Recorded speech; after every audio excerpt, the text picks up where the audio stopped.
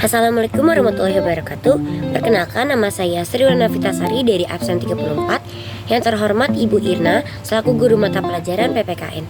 Di sini saya akan memaparkan materi mengenai hak dan juga kewajiban sebagai warga negara Indonesia.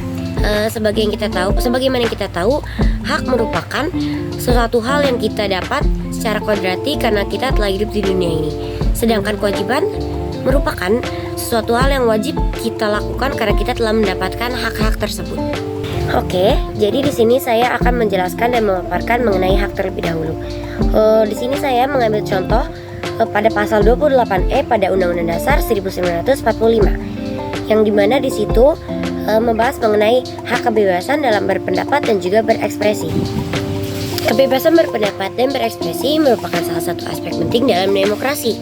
Sebagaimana yang kita tahu, demokrasi memiliki arti tersendiri, yang dimana bentuk pemerintahan yang semua warganya ini memiliki hak yang sama dalam mengambil keputusan yang dapat mengubah kehidupan mereka.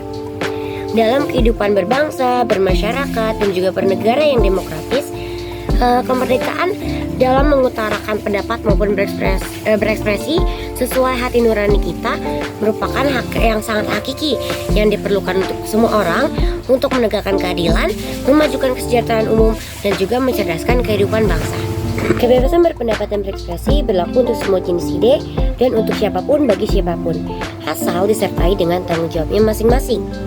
Di sini pemerintah memiliki kewajiban ataupun tanggung jawab untuk melarang perkataan yang dimana mendorong ataupun mengandung hasutan ataupun ujaran kebencian. Namun, pembatasan tersebut dapat dibenarkan apabila dilakukan untuk kepentingan publik maupun memperbaiki suatu hak ataupun reputasi orang lain. Meskipun bersifat fundamental, kebebasan berpendapat dan berekspresi bukanlah hak yang mutlak. Karena kita ambil contoh ya, negara Amerika Serikat sebagai salah satu negara yang memiliki perlindungan konstitusional terkuat dalam kebebasan berpendapat, mereka juga tetap memiliki batasan-batasan maupun aturan-aturan yang mengikat. Indonesia sebagai negara hukum yang demokratis, terus juga berbentuk republik, berkedaulatan rakyat, serta menjunjung tinggi hak asasi manusia yang dimana yang telah diatur dalam Undang-Undang Dasar 1945 pada pasal 28E, tidaklah lagi relevan jika masih mengandung atau memuat pasal-pasal yang isinya itu membatasi atau mengikat suatu kebebasan warga masyarakat tersendiri untuk berpendapat ataupun berekspresi.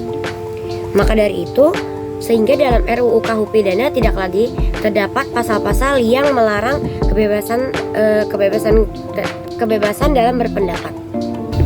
Oke, lalu di sini saya selanjutnya akan membahas mengenai kewajiban.